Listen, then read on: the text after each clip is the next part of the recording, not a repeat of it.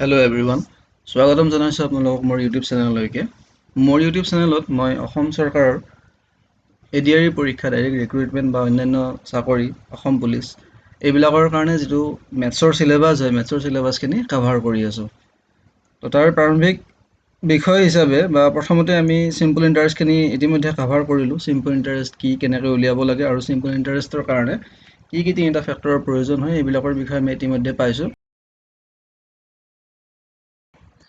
প্ৰথম ভিডিঅ'টোত আমি চিম্পল ইণ্টাৰেষ্টৰ বিষয়ে আলোচনা কৰিলোঁ। পিছৰ ভিডিঅ' দুটাত আমি কিছুমান অংকও কৰিলোঁ। তাৰপিছত আমি কম্পাউণ্ড ইণ্টাৰেষ্টলৈকে আহিছোঁ।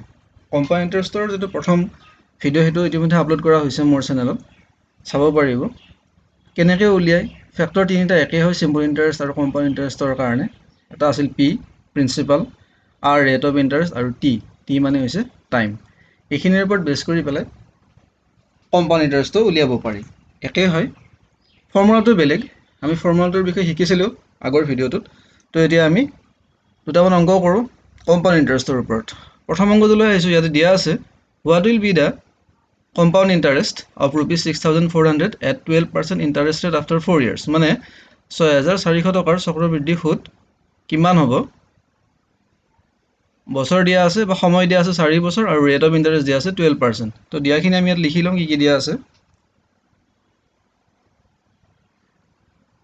পি দিয়া আছে 6,400, আৰ দিয়া আছে 12% আৰু টি দিয়া আছে 4 বা 4 years। তো কম্পাউণ্ড ইণ্টাৰেষ্টৰ কাৰণে ফৰ্মুলাটো আছিল আমাৰ এইটো। যদি আমি চিধাই CI উলিয়াব খোজোঁ তেনেহ'লে আছিল আমাৰ এনেকৈ ধৰণে, P into 1 plus R by 100 whole to the power T, আৰু এই গোটেইখিনিৰ পৰা আমি পি মাইনাছ কৰিব লাগিব। তাৰমানে এইখিনি আছিল আমাৰ এ উলিয়াবৰ কাৰণে, এমাউণ্ট উলিয়াবৰ কাৰণে, বা এইখিনি কৰিলে আমি এমাউণ্ট পাওঁ। তাৰ পৰা যদি আমি পিটো মাইনাছ কৰোঁ তেনেহ'লে কি পাম? ইণ্টাৰেষ্ট পাম। আমি আগৰ ভিডিঅ'টোতে বা চিম্পল ইণ্টাৰেষ্টতে পাইছোঁ যে এমাউণ্ট মানে তাত ইনক্লুড হৈ থাকে প্ৰিন্সিপাল আৰু ইণ্টাৰেষ্ট। গতিকে এইটো হ'ল আমাৰ মেইন ফৰ্মুলাটো, P into 1 plus R by 100 whole to the power T. এই গোটেইখিনিৰ পৰা যদি আমি কি কৰোঁ? পি মাইনাছ কৰোঁ তেনেহ'লে পাই যাম আমি CI। এইটো এটা আছিল। আৰু নহ'লে আমি যদি উলিয়াব খোজোঁ, এইটোতো আমাৰ এমাউণ্ট ওলায়, চিধা এমাউণ্ট উলিয়াব পাৰি, সেইটোতো আমিও কৰিব পাৰোঁ। আমি সেইটোলৈকে যাওঁ। ফৰ্মুলাটো এনেকুৱা ধৰণৰ, পিটো লিখিব লাগিব 6,400। তাৰপিছত আমাক দিয়া আছে যে ৰেট অফ ইণ্টাৰেষ্ট কিমান? 12%। আৰু ৰেট অফ ইণ্টাৰেষ্ট যদি 12% হয় তেনেহ'লে 12% হিচাপত কিমান হ'ব? 112, মানে 112% বাই 100। ইয়াৰখিনিত আমি সদায় বাই 100 লিখিম, 112 বাই 100। এগেইন 112 বাই 100, 112 বাই 100। 4 বাৰ লিখিলোঁ কিহৰ কাৰণে? কাৰণ 4 বছৰৰ কাৰণে উলিয়াব দিয়া হৈছিল। ৰেট অফ ইণ্টাৰেষ্ট ইয়াৰলি হিচাপতে কাউণ্ট কৰা হৈছে, পাৰ এনাম হিচাপত আছে ৰেট অফ ইণ্টাৰেষ্টটো 4 বছৰৰ কাৰণে। গতিকে আমি ইয়াতে 4 বাৰ লিখিব লগা হৈছে। ইয়াতে এইখিনি কেলকুলেশ্যন কৰিলে আমি পাম এমাউণ্ট পাম। ইয়াতে আমি দুটা জিৰ' কেনচেল কৰিব পাৰোঁ। তাৰপিছত আমাৰ ডিভাইড যাব 4ৰে যাব 25, আৰু ইয়াতে 4ৰে ডিভাইড যাব 16। এগেইন 112,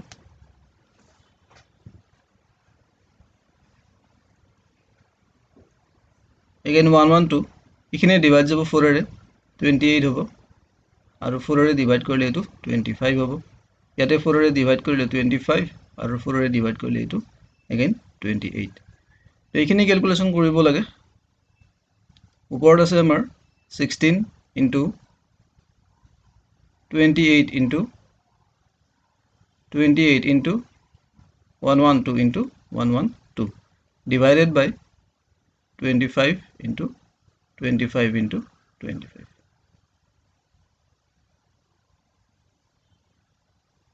এইখিনি যদি আমি ইনটু কৰোঁ তেনেহ'লে ওপৰৰ যিটো ভেলু, ওপৰৰ ভেলুটো ওলাব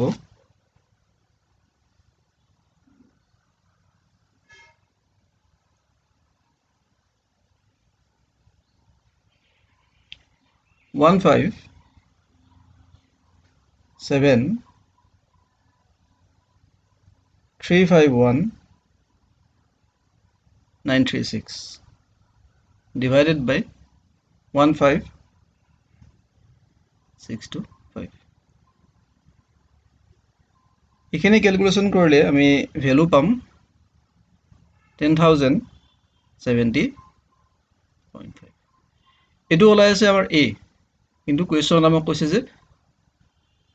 সুদ কিমান হ'ব চক্ৰবৃদ্ধি সুদ মানে কম্পাউণ্ড ইণ্টাৰেষ্ট কিমানখিনি হ'ব তো ইয়াৰ পৰা 6400 মাইনাছ কৰিব লাগিব 6400 যদি ইয়াৰ পৰা মাইনাছ কৰা যায় 6400 মাইনাছ কৰিলে পাম 5 ইয়াতে 70 আৰু ইয়াতে হ'ব আমাৰ 3670.5 এইটো হ'ব কম্পাউণ্ড ইণ্টাৰেষ্ট এইটো ফৰ্মুলাটো কৰিব পাৰি CI equal to P into 1 plus R by 100 whole to the power T minus P এই ফৰ্মুলাটো কৰিব পাৰি ইয়াতে কৰিলে একে হয় পিছত যাই পেলাই 1 plus R by 100 ইয়াত এই যিখিনি আছে 1 plus R by 100 whole to the power T 1 plus R by 100 মানে 1 আৰু ঠাইত আহিব 12 এইখিনি LCM ওলোৱাৰ পিছত 112 by 100 মানে 112 by 100 whole to the power T মানে T জায়গাত কিমান আহিব 4 তাৰ মানে এইটো কিমান বাৰ লিখিব লাগিব 4 বাৰ লিখিব লাগিব তো এই বস্তুখিনি ইয়াতে দি দিয়া গৈছে এই ফৰ্মুলাটোকে ইয়াতে দি দিয়া গৈছে তো ইয়াতে আমি সিম্পল ইন্টাৰেস্ট পালো 3670.5 পিছৰ কোৱেশ্চন লৈকে যাও কি দিয়া আছে ইয়াতে ইয়াত দিয়া আছে ₹2000 was invested at compound interest if interest rate was 20% per annum and it was calculated half yearly then what will be the interest after 2 years মানে rate of interest is 20% সুতৰ হাৰ বছৰি 20% কিন্তু ইয়াক প্ৰত্যেক ছমাহৰ মূৰে মূৰে গণনা কৰা হয় তেনেহলে 2 বছৰ পিছত সুদ কিমান হ'ব এটা প্ৰত্যেক ছমাহৰ মূৰে মূৰে যদি গণনা কৰা হয় তেনেহলে ৰেট অফ ইন্টাৰেষ্টটো আমি 6 মান্থ হিচাপত কাউন্ট কৰিব লাগিব কাৰণ ইয়াতে চাব লাগে এটা কথা যে যদি সুতৰ হাৰ দিয়া আছে বছৰি আৰু যদি হেতু কাউন্ট কৰা হয় বছৰ হিচাপত তেনেহলে হেতু আমি একে ৰাখিব পাৰিম 20% আছে 20% হিচাপতে ৰেট অফ ইন্টাৰেষ্ট ৰাখিব পাৰিম বছৰ 2 বছৰ দিয়া আছে গতিকে টি টু 2 হৈ যাব বা 2 ইয়াৰ্স হৈ যাব কেতিয়াবা অংক এনেকৈ দিয়া থাকে যে rate of interest 10% for 6 month 6 মাহৰ কাৰণে 10% কিন্তু মেনশন নাথাকে এনেকৈ যে 6 মাহৰ মূৰে মূৰে কাউন্ট কৰা হ'ব হেতু চাব লাগে যে যেটো সিম্পল কম্পাউণ্ড ইন্টাৰেষ্ট আছে কম্পাউণ্ড ইন্টাৰেষ্টটো কেতিয়া ক্যালকুলেট কৰা হ'ব এটো লিখি দিয়া থাকে ইয়াতে যেনেকৈ দিয়া আছে ক্যালকুলেটেড হাফ ইয়াৰলি মানে প্ৰত্যেক 6 মাহৰ মূৰে মূৰে আমাৰ কম্পাউণ্ড ইন্টাৰেষ্টটো কাউন্ট কৰা হয় হেতু চাব লাগে ৰেট অফ ইন্টাৰেষ্ট দিয়া আছে ইয়াৰলি হিচাপত কিন্তু কাউন্ট কৰা হয় এভৰি 6 মান্থ দিয়াখানি লিখি লওঁ কি আছে ইয়াতে P 2000 rate of interest 20% আৰু T সময় 2 বছৰ যেটো কথা কলো যে ৰেট অফ ইন্টাৰেষ্ট 20% কিন্তু এটো বছৰৰ কাৰণে আৰু ইয়াতে আমাক কৈছে যে 6 মাহৰ মূৰে মূৰে ৰেট অফ ইন্টাৰেষ্ট কাউন্ট কৰা হয় গতিকে 6 মাহৰ কাৰণে ৰেট অফ ইন্টাৰেষ্ট হৈ যাব 10% 6 মাহ হিচাপত ৰেট অফ ইন্টাৰেষ্ট 10% হ'ব আৰু আমাক সময় দিছে 2 বছৰ গতিকে হাফ ইয়াৰলি হিচাপত 2 বছৰ যেটো কমপ্লিট টাৰ্ম আছে সেই টাৰ্মটো হাফ ইয়াৰলি হিচাপত আমি ধৰিব গলে কিমান হ'ব 4 হ'ব এতিয়া প্ৰিন্সিপাল ইখিনে থাকিব বাট এফেক্টিভ ৰেট অফ ইন্টাৰেষ্ট 10% হ'ব আৰু T 4 হৈ যাব অংকটো এই হিচাপত কৰিব লাগিব এটা বস্তু চাব লাগে যেটো কথা ইতিমধ্যে কলো যে ৰেট অফ ইন্টাৰেষ্টটো বছৰি দিয়া আছে আৰু যদি 6 মাহ মূৰে মূৰে গণনা কৰিব লাগে আমি আধা কৰি ল'ব লাগে কেতিয়াবা দিয়া থাকে যে rate of interest 5% 6% 7% for 6 month 6 মাহৰ কাৰণে কিন্তু মেনশন নাথাকে যে 6 মাহৰ মূৰে মূৰে কাউন্ট কৰা হৈছে তেতিয়া আমি যদি বছৰ হিচাপত লাগে 5% থাকিলে 6 মাহৰ কাৰণে বছৰ হিচাপত 10% দিব পাৰিম 6 থাকিলে 12 দিব পাৰিম হেতু কৰা যায় কিন্তু ইয়াতে আমাক দি দিছে যে 6 মাহৰ মূৰে মূৰে গণনা কৰা হয় ৰেট অফ ইন্টাৰেষ্ট বা ইন্টাৰেষ্টটো গতিকে আমাৰ ৰেট অফ ইন্টাৰেষ্ট 20% যদিও এক বছৰৰ কাৰণে আছিল এফেক্টিভ ৰেট অফ ইন্টাৰেষ্ট 10% হৈ যাব T = 4 হ'ব বাকিখিনি একে আগত যেটো নিয়মত কৰিলো হেতুতে কৰো 2000 into rate of interest যেটো 10 গতিকে 110 by 100 চাৰিবাৰ লিখিব লাগিব কাৰণ T = আমি 4 পাই আছো এখিনি ক্যালকুলেশন কৰিব লাগে তিনটা 0 দুটা 0 এটা 0 1 2 3 1 2 3 1 1 থাকিয়ে গ'ল তাৰমানে ইয়াতে হ'ব 5 এটা যদি আমি 2 দি ক্যান্সেল কৰো ওপৰত হ'ব 11 into 11 চাৰিটা 11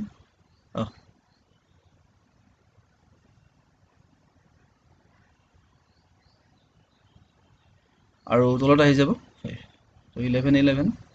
121 into 121 5 121 into 121 দুবাৰ ইনটু কৰিলে পোৱা যাব 14640 41 14,641 by 5 এইখিনি ক্যালকুলেশন কৰিলে ভ্যালু ওলাব 2928.2 এটো এ ওলাইছে আগতে কলো যে এই যেটো ফৰ্মুলা কৰিম ইয়াৰ পৰা আমাৰ ওলাব এ মানে এমাউন্ট ওলাব 2000 টাকা প্ৰিন্সিপাল আছিল 2000 টাকা যদি মাইনাস কৰি দিও তেনে হলে ইন্টারেস্ট হিসাবত বা সিআই হিসাবত আমি কিমান খিনি পাম 928.2 928.2 বা 20 পইচা ইমান খিনি পাম ইয়াতে দিয়া আছিল rate of interest 20% for a ইয়াৰ এক বছৰৰ কাৰণে কিন্তু ইন্টাৰেস্ট ক্যালকুলেট কৰা হয় এভৰি 6 মান্থ গতিকে effective rate of interest 20% বছৰৰ কাৰণে হলে 6 মান্থৰ কাৰণে 10% হৈ যাব 2 বছৰ হিচাপত আছিল যেহেতু আমি ইন্টাৰেস্ট ৰেটটো 10% হিচাপত লৈছো 6 মাহৰ কাৰণে গতিকে 2 বছৰটো আমি হাফ ইয়াৰলি হিচাপত ভাঙিব লাগিব গতিকে t = 4 হৈ যাব ঠিক আছে নেক্সট কোৱেশ্চন লৈকে যাও ইয়াত দিয়া আছে rupees 4000 was invested at CI compound interest is interest rate was 8% for every 6 months then what will be the interest after 3 years ইয়াতে interest rate 8% কৈছে for every 6 month এটো কোৱা নাই যে interest rate was calculated after every 6 month প্ৰত্যেক 6 মাহৰ মূৰে মূৰে ক্যালকুলেট কৰা বুলি কোৱা নাই কৈছে 8% to 6 মান্থৰ কাৰণে হয় এনেহলে what will be the interest after 3 years 3 বছৰৰ মূৰত interest কিমান খিনি হ'ব এটো কৈছে লিখিলম যিখিনি বস্তু দিয়া আছে p = 4000 r 8% t 3 year এতিয়া r rate of interest দিয়া আছে আমাৰ 8% for every 6 months 6 মাহৰ কাৰণে যদি 8% হয় এটো কথা আমাক কোনো মেনশন কৰা নাই যে every 6 মান্থৰ মূৰে মূৰে আমি কাউন্ট কৰিব লাগিব ইয়াৰলি কাউন্ট কৰিলে হ'ব 8% যদি 6 মান্থৰ কাৰণে হয় তেনে হলে ইয়াৰৰ কাৰণে কিমান হ'ব 16% হ'ব 16% হ'ব ঠিক আছে এটো আমাক কোৱা নাই যে 6 মান্থৰ মূৰে মূৰে আমি কাউন্ট কৰিব লাগিব খালি 6 মান্থৰ কাৰণে ৰেট অফ ইন্টাৰেস্ট 8% গতিকে ইয়াৰৰ কাৰণে 16% হ'ব আৰু t টো 3 ইয়াৰ্স থাকিব কাৰণ 6 মাহৰ কোনো কথা নাই ইয়াতে গতিকে t = 3 লিখিব পাৰিম বাকিখিনি আমি আগৰ মতে কৰিব পাৰো 4000 into 16% গতিকে 116 by 100 লিখিব লাগিব 3 বাৰ কাৰণ t = 3 আছে 116 by 100 116 by 100 তিনটা 0 আৰু তিনটা 0 কেনসেল হ'ব তিনটা 0 এতে 5 হ'ব আৰু ইয়াতে হ'ব 2 এটো 4 এদি কাটিলে 25 হ'ব 4 এদি এটো আহিব 28 তলত থাকিল 5 into 125 আৰু ওপৰত আহিব 2 into 28 into 116 into 116 এখিনি তলত 125 আৰু into 5 625 আৰু ওপৰত 2 into 28 into 116 5 into 25 এটো হ'ব 125 আৰু ওপৰখিনি যদি ইনটু কৰা যায় তেনেহলে তাৰ ভ্যালু ওলাব ওপৰত আছিল 2 into 28 into 116 into 116 আৰু তলত আছিল 5 into 25 তো তলৰখিনি কৰিলে যদি 5 into 25 আমি পাম 125 আৰু ওপৰখিনি ইনটু কৰিলে হ'ব 1,03,936 এইখিনি ক্যালকুলেশন কৰিলে ভ্যালু ওলাব 6028.2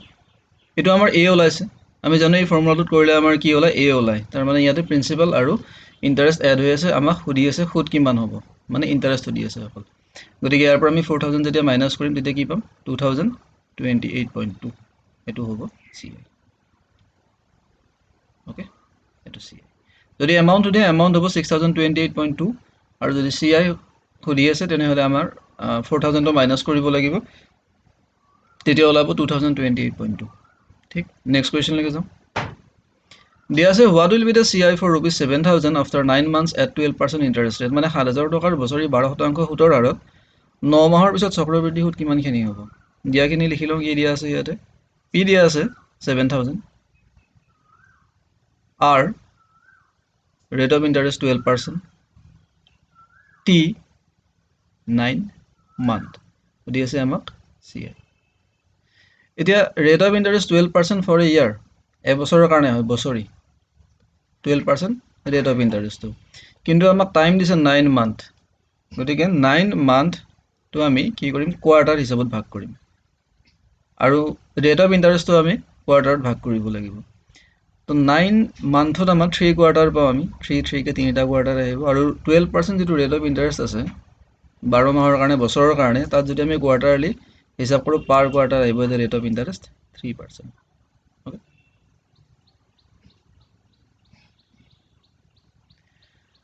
ইয়াতে আমি উলিয়াব লাগে CI, ফৰ্মুলাটো একে আগৰ দৰে,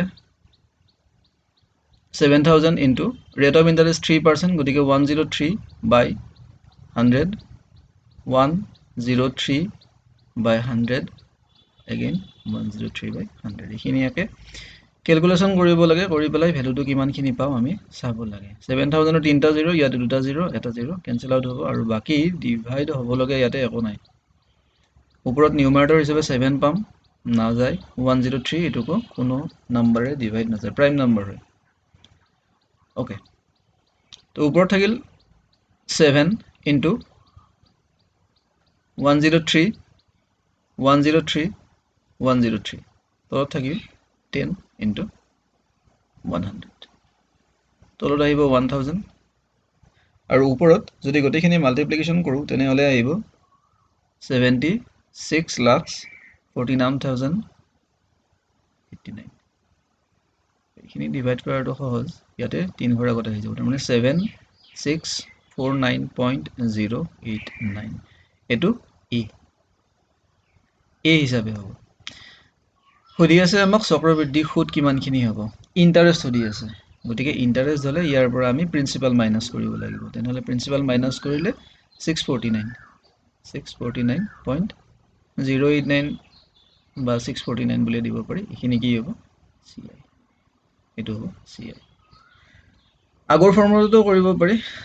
কি আছিল ফৰ্মুলাটো, অকল CI উলিয়াবৰ কাৰণে P into 1 plus R by 100 whole to the power T, এই গোটেইখিনিৰ পৰা আৰু মাইনাছ কৰিব লাগিব P, এইটোত কৰিব পাৰি, কথাখিনি একে, আগতে কৈ দিয়া হৈছে যে এইখিনি বস্তুৱে কি হৈছে, কেলকুলেশ্যন কৰাৰ পিছত এনেকুৱা ধৰণৰ হৈ যাব, 103 বাই 100 এনেকুৱা হ'ব, আৰু Pটোতো আমি ইয়াতে মাইনাছ কৰি আছোঁ, আৰু এইখিনিৰ পৰা অকল কি ওলাইছিল, আমাৰ এমাউণ্ট ওলাইছিল। ঠিক আছে, নেক্সট কুৱেশ্যনলৈকে যাওঁ, কি দিয়া আছে, ₹6,000 was invested at 6% for every 6 months, মানে ইণ্টাৰেষ্ট ৰেট দিয়া আছে 6%, কিন্তু প্ৰত্যেক 6 মাহৰ কাৰণে 6% বুলি কৈছে, ইয়াতো আমাক এইটো কথা কোৱা নাই যে it was calculated for every 6 month, every 6 মান্থৰ মূৰে মূৰে কেলকুলেট কৰা হয় বুলি কোৱা নাই, খালি কৈছে ইণ্টাৰেষ্ট ৰেটটো 6% হয় ফৰ এভৰি 6 মান্থ, 6 মাহৰ কাৰণে। What will be the CI for 2 years and 6 months, ইয়াতে আমাক কম্পাউণ্ড ইণ্টাৰেষ্ট লাগে 2 বছৰ 6 মাহৰ কাৰণে, 2 years and 6 months, মানে ইয়াৰ আৰু মান্থৰ কাৰণে আমি চিম্পল ইণ্টাৰেষ্টত কৰিছিলোঁ, তাতে যিটো টাইমটো ইয়াৰ আৰু মান্থৰ একেলগে থাকে, তো তাৰে মানটো কনভাৰ্ট কৰিব পাৰি বাই 12 কৰি পেলাই, মানটো ইয়াৰলৈকে কনভাৰ্ট হৈ যায়। ইয়াত আমি কি কৰিম, ইয়াত আমাক দিয়া আছে যে ৰেট অফ ইণ্টাৰেষ্ট 6% হয় ফৰ এভৰি 6 মান্থ, ঠিক আছে, দিয়াখিনি লিখি লওঁ, P 6,000, rate of interest 6%, time 2 year 6 month। এতিয়া ৰেট অফ ইণ্টাৰেষ্ট 6% হয় 2 year 6 monthৰ কাৰণে, তেনেহ'লে ইয়াতে আমাক ক'তো এইটো কথা মেনশ্যন কৰি দিয়া নাই যে এভৰি 6 মান্থৰ মূৰে মূৰে ৰেট অফ ইণ্টাৰেষ্ট বা ইণ্টাৰেষ্টটো কেলকুলেট কৰা হয়, গতিকে 2 yearটো আমি কি হিচাপত লিখিব পাৰিম, ৰেট অফ ইণ্টাৰেষ্ট 12% হিচাপত লিখিব পাৰিম, যিহেতু 6 মান্থৰ কাৰণে 6%, গতিকে বছৰৰ কাৰণে 12% হৈ যাব, গতিকে 2টা বছৰ যিটো থাকিল এজ এ হোল, তাৰে কাৰণে আমি ৰেট অফ ইণ্টাৰেষ্ট ল'ব পাৰিম 12%, আৰু তাৰপিছত যিটো 6 মান্থ থাকিব তাৰ কাৰণে আমি ৰেট অফ ইণ্টাৰেষ্ট ল'ব পাৰিম 6%, লিখি লওঁ,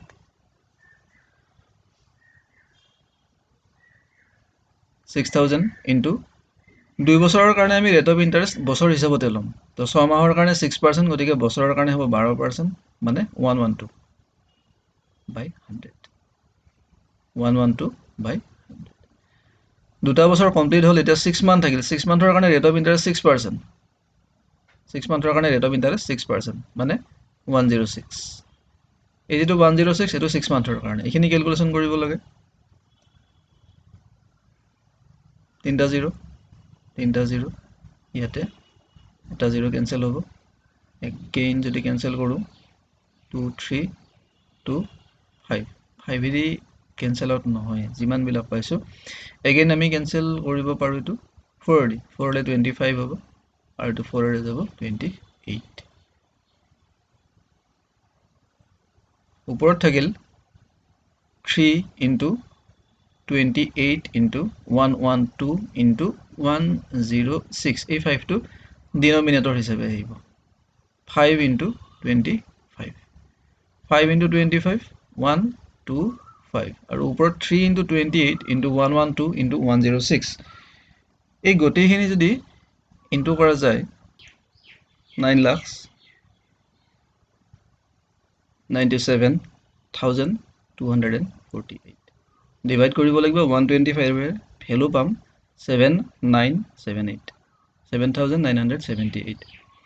সুধি আছিল ইয়াতে আমাক চক্ৰবৃদ্ধি সুদ কিমানখিনি হ'ব তো মূলধন আছিল আমাৰ 6000 যদি 6000 মাইনাস কৰো তেনেহলে পাম 1978 এটো CI ঠিক আছে যদি ইন্টাৰেস্ট ৰেট দিয়া থাকে 6 মান্থৰ কাৰণে ইন্টাৰেস্ট ৰেট দিয়া থাকে 3 মান্থৰ কাৰণে আৰু যদি এটো মেনশন কৰা থাকে যে ইন্টাৰেস্ট ক্যালকুলেট কৰা হ'ব after every 3 months after every 6 months তেনেহলে আমি এটো হিসাবতে 3 মান্থ হিসাবত কোয়ার্টার লব লাগিব বা 6 মান্থ হিসাবত হাফ ইয়ারলি হিসাবত লব লাগিব কিন্তু যদি ইন্টারেস্ট রেট দিয়া থাকে যে 6% বা 3% for every 6 month মেনশন নাই তো যে ক্যালকুলেটেড every 6 month বুলি খালি ইন্টারেস্ট রেট তো দিয়া আছে 6 মান্থৰ কাৰণে তেতিয়া হলে আমি বছৰ হিসাবত লব পাৰো ঠিক আছে নেক্সট কোৱেশ্চন লৈকে যাও calculate amount and compound interest amount আৰু compound interest দুটা উলিয়াব দিছে for rupees 8500 at 9% per annum for 3 years p দিয়া আছে 8500 r 9% yearly হিসাবত আৰু টাইম 3 8500 into 109 যেটো 9% গতিকে 109 হ'ব by 100 109 by 100 109 by 100 3 years গতিকে তিনবাৰ লিখিব লাগিব এখিনি ক্যালকুলেশন কৰা যাব এখিনি ক্যালকুলেশন কৰিলে যেটো ভ্যালু পাম সেই ভ্যালুটো ইয়াতে এমাউন্ট হ'ব আৰু ইয়াতে এমাউন্ট আমি উলিয়াব দিছে আমি অংক বিলাকত এমাউন্টটো উলিয়াই আছো কাৰণ এমাউন্টৰ পৰা আমি p মাইনাস কৰি প্ৰিন্সিপাল মাইনাস কৰি হে ইন্টাৰেস্টটো উলিয়াই আছো গতিকে এমাউন্ট ইয়াতে আমাক কোৱেশ্চনত দিছে উলিয়াবৰ কাৰণে তো এইখিনি আমি কৰিব লাগে প্ৰথম কেনসেল হ'ব দুটা 0 এটো 5 এৰে যাব 17 5 এৰে যাব 20 again 109 আৰু 17 প্ৰাইম নাম্বাৰ হয় 109 প্ৰাইম নাম্বাৰ কোনো নম্বৰে ডিভাইড নাই না যায় 17 এটা প্ৰাইম নাম্বাৰ হয় গতিকে উপৰখিনি ইনটু কৰিব লাগিব 17 into 109 into 109 into 109 তলত আহিব 20 into 100 20 into 100 মানে 2000 আৰু উপৰখিনি যদি আমি ইনটু কৰো তাত ভ্যালু পোৱা যাব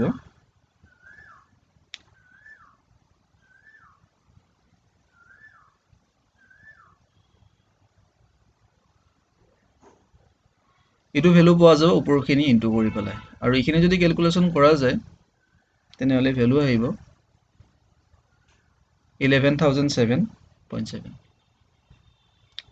উলিয়াব দিছিল আমাক এমাউন্ট তো এইখিনি আমাৰ এমাউন্ট হৈ গল again ইন্টাৰেস্ট উলিয়াব দিছে তো ইয়াৰ পৰা 8500 যদি মাইনাস কৰা যায় 8500 মাইনাস কৰিলে 0.7 এতে আহিব 07 এতে আহিব 5 এতে আহিব 2 2507.7 এটো হৈ যাব CI কম্পাউণ্ড ইন্টারেস্ট ইয়াতে কম্পাউণ্ড ইন্টারেস্ট আৰু এমাউন্ট দুইটা উলিয়াব দিছিল দুটা উলিয়াই দেখালো ঠিক আছে এইখিনি কোৱেশ্চনত আমি চালো যে ইন্টাৰেস্ট ৰেট কেতিয়াবা ইয়াৰলি দিয়া থাকে কেতিয়াবা হাফ ইয়াৰলি দিয়া থাকে কেতিয়াবা হাফ ইয়াৰলি দি পেলাই মেনশন কৰা থাকে যে interest to be calculated in half yearly বা এভৰি 6 মান্থ 6 মাহৰ মূৰে মূৰে কাউন্ট কৰা হ'ব তেতিয়া আমি এই যিখিনি ইয়াতে যিখিনি কৰা গৈছে যে ইন্টাৰেস্ট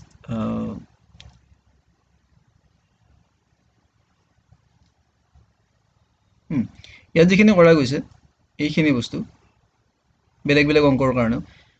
p টো ঠিকে থাকিব কিন্তু তাৰ পিছত যিখিনি কৰা যায় সেইখিনি যদি হাফ ইয়াৰলি থাকে আৰু লিখা থাকে যে interest to be calculated after every 6 month তেনেহলে এই ইন্টাৰেস্ট ৰেটটো আমি 6 মান্থ হিচাপত ব্ৰেক কৰিব লাগিব যদি ব্ৰেক কৰা থাকে তেনেহলে সেই হিচাপতে লিখিব লাগিব আৰু 6 মান্থ হ'লে ইয়াৰটো আমাৰ এনেকৈ চেঞ্জ হৈ যাব, হাফ ইয়াৰলি হিচাপত কিমানটা হ'ব, কেইবছৰৰ কাৰণে দিছে। যদি 2 বছৰ থাকে হাফ ইয়াৰলি হিচাপত 4টা হৈ যাব, t=4 হ'ব। 3 বছৰ হ'লে t=6 হৈ যাব। এনেকৈ অংকখিনি কৰিব লাগিব। ধন্যবাদ।